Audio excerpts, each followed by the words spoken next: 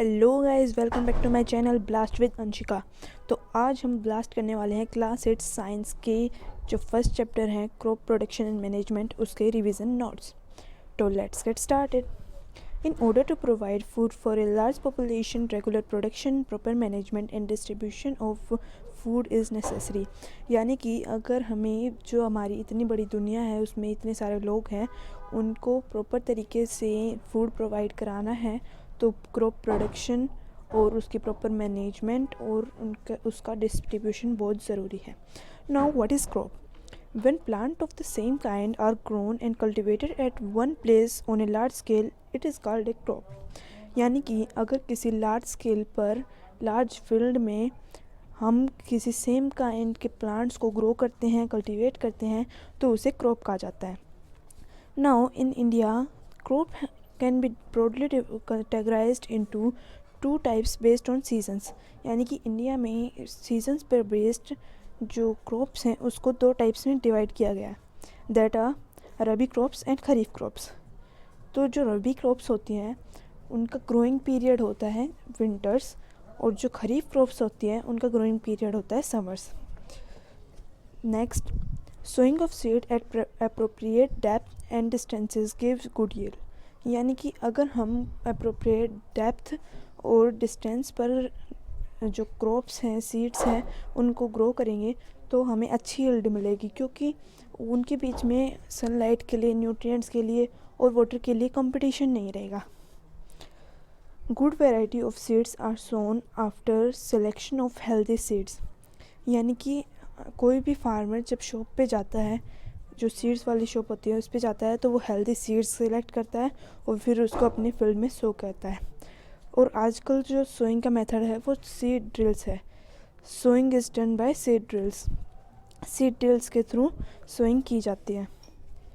Soil needs replenishment and enrichment through the use of organic manure and fertilisers. यानी कि जो आजकल की जो क्रॉप्स हैं वो सोइल हैं, उसको रिक्वायरमेंट है किसकी? रिप्लेनिशमेंट की और एनरिचमेंट की। न्यूट्रिएंट्स में एनरिच होनी चाहिए सोइल, तो न्यूट्रिएंट्स में एनरिच करने के लिए ऑर्गेनिक मैन्योर और फर्टिलाइज़र्स का यूज़ किया जाता है। Use of chemical fertilisers has increased tremendously with the introduction of new crop. यानी कि जो जैसे जैसे नई नई क्रॉप्स आ रही हैं वैसे वैसे जो केमिकल फर्टिलाइज़र्स हैं उनका यूज़ भी बढ़ता जा रहा है। Basic practices of crop production. यानी कि अभी हम जो क्रॉप प्रोडक्शन है उसके बेसिक स्टेप्स, उसकी बेसिक प्रैक्टिसेस के बारे में पढ़ेंगे। Preparation of soil. First step है प्रिपरेशन ऑफ सोइल। पहले सोइल को प्रिपेयर किया जाता है, जिसके अंदर इन्वॉल्व होते हैं लूजनिंग ऑफ सोइल और उसको टर्न करना, सोइल को टर्न करना। One of the most important tasks in agriculture is to turn the soil and loosen it। यानी कि जो एग्रीकल्चर का जो एक इम्पोर्टेंट टास्क है उसमें इन्वॉल्व होता है प्रिपरेशन ऑफ सोइल, जिसमें टर्निंग ऑफ सोइल और लूजनिंग ऑफ सोइल इंक्लूड होते हैं। The process of loosening and turning of the soil is called tilling और प्लगिंग। यानी कि जो लूजनिंग है सोइल की और उसकी टर्निंग है, उस प्रोसेस को कहा जाता है टिलिंग और प्लगिंग। अब ये टिलिंग और प्लगिंग की क्यों जाती है? हमें पता है कि जो सोइल है उसके अंदर होते हैं अर्थवॉर्म्स एंड वेरियस बैक्टीरियाज होते हैं सोइल के अंदर, जो प्लांट्स के लिए, क्रॉप्स के लिए बेनिफिशियल्स होते हैं। तो अगर हम जो सोइल है उसको लूजन नहीं करेंगे तो फिर वो जो बैक्टीरिया है, अर्थवॉर्म्स उसके अंदर प्रेजेंट है, वो अच्छे से बाहर नहीं निकल पाएंगे और क्रॉप को अच्छे से बेनिफिट नहीं दे पाएंगे। तो ये लूजनिंग ऑफ सोइल इसलिए इम्पोर्टेंट है। Now next is sowing. Sowing of seed at appropriate depth and distances gives good yield.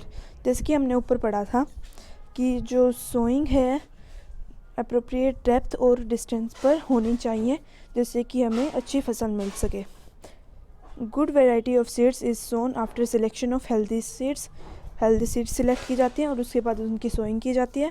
Sowing is done by seed drills. Seed drills के थ्रू सोइंग की जाती है। Adding manure and fertilisers. अब manure और fertilisers add किए जाते हैं, जो सोयल है उसके अंदर ऐड किए जाते हैं. Soil needs replenishment and enrichment through the use of organic manure and fertilisers. Organic manure और फर्टिलाइज़र्स के थ्रू हम जो सोयल है उसको न्यूट्रिएंट्स में एनरिच करते हैं. जैसे कि जो NPK जो फर्टिलाइज़र हैं वो सोयल के अंदर नाइट्रोजन, फॉस्फोरस और पोटेशियम को ऐड करता है. Use of chemical fertilisers has increase tremendously with the introduction of new crop varieties. यानी कि जैसे जैसे न्यू क्रॉप वेराइटीज़ आ रही हैं वैसे वैसे न्यू केमिकल फर्टिलाइज़र्स भी इंट्रोड्यूस हो रहे हैं. Fertilisers. Now what is fertiliser? The inorganic compound containing nutrients such as nitrogen, potassium and phosphorus. जो इनऑर्गेनिक कंपाउंड है, जैसे कि हमने पढ़ा है ऑर्गेनिक मैन्योर. ऑर्गेनिक मैन्योर तो जो ऑर्गेनिक सब्सटेंसेस है उससे बनी होती है, और इनऑर्गेनिक कंपाउंड्स का क्या मतलब है? जो केमिकल्स से बने होते हैं. वो केमिकल्स से बने हुए जो कंपाउंड्स होते हैं जो नाइट्रोजन, फॉस्फोरस और पोटेशियम में रिच होते हैं, उन्हें हम फर्टिलाइज़र्स कहते हैं. They are made up in factories. ये वैसी बात है, ये फैक्ट्रीज़ में ये डेवलप होते हैं, बनते हैं. For example urea, ammonium sulphate, potash etcetera. इसके कुछ एग्जांपल्स हैं, ये याद करने होंगे आपको. Urea, ammonium sulphate and potash. Now manure. A natural substance prepared for decomposition of plants and animals waste. जो नेचुरल सब्सटेंस है प्लांट और एनिमल वेस्ट से बनते हैं, जैसे काउ डंक हुआ, एनिमल बोन्स हुई, डेड लीव्स हुई, डेड इंसेक्ट्स हुए, वेजिटेबल वेस्ट हैं. इन सब से जो ये सब जब डिकम्पोज हो जाते हैं तो ये नेचुरल सब्सटेंस बनाते हैं, जिसे हम मैन्योर कहते हैं. By the action of microbes. जब हम ये सब जो वेस्ट हैं, जो ऑर्गेनिक वेस्ट है, इसको जब हम सोइल में जब हम डिकम्पोज करते हैं तो उसके ऊपर माइक्रोब्स एक्ट करते हैं, जिससे कि वो उस वेस्ट को, ऑर्गेनिक वेस्ट को मैन्योर में कन्वर्ट कर देते हैं. Now next is irrigation.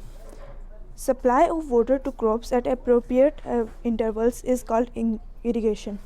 यानी कि जैसे हमने खेत वगैरह में देखा होगा, या फिर घरों में भी आपके पेरेंट्स बताते होंगे कि हमें जो प्लांट्स है उनकी प्रॉपर ग्रोथ के लिए उनको टाइम टू टाइम उनको वाटर सप्लाई करना चाहिए. Now methods of irrigation. Traditional methods of irrigation. जो इरिगेशन के पुराने ज़माने वाले जो इरिगेशन के मेथड्स हैं उसमें इंक्लूड होते हैं मोट, चेन पम्प, देखी, रहत. ये चार जो हैं ये ट्रेडिशनल मेथड ऑफ इरिगेशन में इंक्लूड होते हैं. और जो मॉडर्न मेथड ऑफ इरिगेशन है उसमें है स्प्रिंकलर सिस्टम, ड्रिप सिस्टम, और ड्रिप सिस्टम को ड्रिप इरिगेशन भी कहा जाता है, तो इसमें कंफ्यूज ना हो. Now next is protection from weeds. जो क्रॉप हैं उसको वीड से भी प्रोटेक्ट करना ज़रूरी है, अदरवाइज़ जो वीड्स हैं वही सारा न्यूट्रिशन एब्जॉर्ब कर लेगी और जो क्रॉप्स हैं उनको कुछ भी नहीं मिलेगा.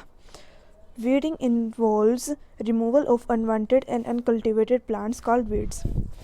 जो वीड्स होते हैं जो क्रॉप के साथ अपने आप ग्रो कर जाते हैं तो उन्हें कहा जाता है वीड्स, और इनके रिमूवल को कहा जाता है वीडिंग. ये दो मेथड से होती है, मैनुअल और जो है मॉडर्न. मैनुअल मेथड में इंक्लूड होता है हम अपने हाथ से मैनुअली हम इसको रिमूव करते हैं, और मॉडर्न मेथड्स में इंक्लूड होते हैं या तो हम कोई जो इंसेक्ट्स हैं उनको उस फील्ड के अंदर डाल दें ताकि वो अपने आप ही उन वीड्स के ऊपर एक्ट करे और उनको खा जाए, या फिर हम उसके ऊपर कुछ केमिकल स्प्रेड कर सकते हैं ताकि वो अपने आप डेड हो जाए. Now next is harvesting. Harvesting is the cutting of the mature crop manually और बाय मशीन्स. हार्वेस्टिंग वो प्रोसेस होता है जो किसी मैच्योर क्रॉप को बाय मशीन और मैनुअली जो कट करना होता है उसे कहते हैं हार्वेस्टिंग। ना स्टोरेज, अब जो हमने क्रॉप ग्रो की है उसकी स्टोरेज भी इम्पोर्टेंट है। अब उसको हम स्टोर ढंग से नहीं करेंगे तो वो ऑब्वियस सी बात है ख़राब ही हो जाएगी। Storage, proper storage of grains is necessary to protect them from pests and microorganisms. यानी कि जो हमारी ग्रेन्स जो हमने ग्रो किए हैं इनकी प्रॉपर स्टोरेज ज़रूरी है ताकि हम इन्हें पेस्ट से और माइक्रो ऑर्गेनिज्म से बचा सकें। Harvested food grains normally contain more moisture than required for storage. जो हार्वेस्टेड ग्रेन्स होते हैं उसमें नॉर्मली ज़्यादा मॉइस्चर होता है, जो स्टोरेज में जो जितना मॉइस्चर रिक्वायर्ड है उससे ज़्यादा मॉइस्चर होता है उसमें, तो उसको पहले तो हमें सुखा देना चाहिए। जैसे कि आपने देखा भी होगा कि जो गेहूं की फसल है उसको हार्वेस्ट करने के बाद उसको सुखाया जाता है ताकि उसके अंदर से जो मॉइस्चर है वो निकल जाए। Large scale of storage of grains is done in silos and granaries to protect them from pest like rats and insects.